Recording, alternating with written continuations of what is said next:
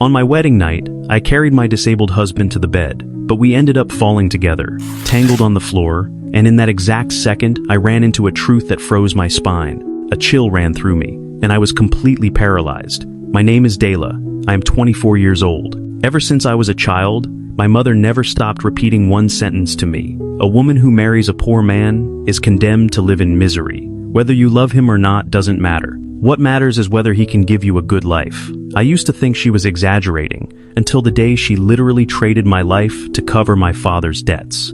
His name is Khalid. He is the only son of one of the richest families in the area. 5 years ago, an accident left him partially paralyzed. At least that's what everyone believed. People said he had become cold and distant, that he never smiled, that he trusted no one, especially women. When my father's company went bankrupt, my mother ran into my room, her eyes red with fear, and said, "Dela, if you marry Khalid, they'll erase the debt. If you don't, we're finished."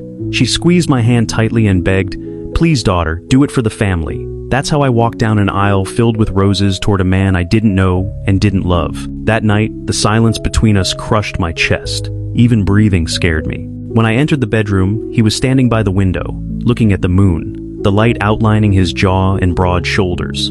"Carefully," I said. "Let me help you lie down." He replied in a cold but polite voice, "No, I can manage on my own." But the very next second, as soon as he grabbed the wheelchair, it twisted suddenly. I reacted without thinking and rushed toward him. "Careful!" And then boom, we both fell, and I ended up landing on top of him. Right then, my knee hit his legs, and I felt something that made no sense. Firm, strong, tense like a cable, nothing like the legs of someone who was paralyzed. Instantly, my hands started sweating.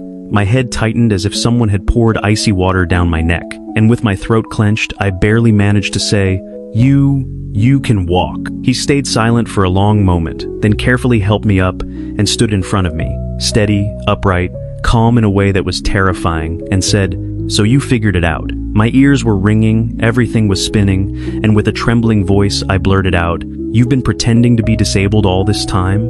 He actually laughed and said, "Because I wanted to know if someone could love me for who I am, not for my money. Before you, there were 5 women, and when they found out I had a disability, every single one of them left." Then he looked straight at me with a coldness that cut deep and said, "After that, your mother came to see me and offered me a deal.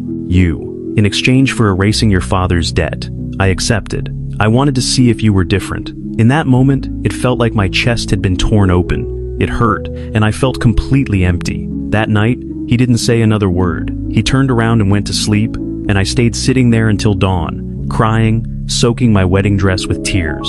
The days that followed felt like a punishment.